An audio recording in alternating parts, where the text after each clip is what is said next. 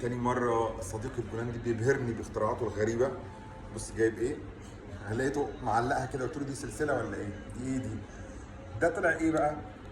جهاز كده فيه حتتين من ورا زي دول اهو كده. هنا بقى بيظبط البروجرام بتاعه اذا كان يسخن، بص كده تسخين او مساج. ايوه هي تسخين يعني هيت. مساج او تسخين ودرجه بس كده مثلا فايبريشن. اوكي.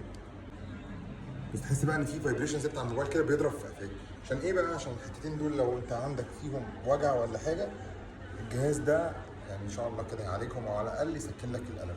اوريكم كده بقى ايه السنسور او الحته اللي هي بتعمل الكلام ده.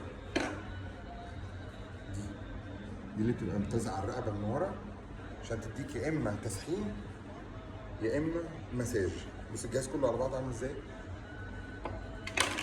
حاجه صغيره قوي. فروم وين يو باي؟ امازون. ده من امازون، جايبها من امازون. صغيره بتتشحن باليو اس بي تايب سي. اهو هو جايب لك. هي اللغه عنده هنا مختلفه شويه، بولندي، بس ايه يعني هو ده دايما بيبهرني الراجل ده. هاي فيتك. Hello. هاي. Good product.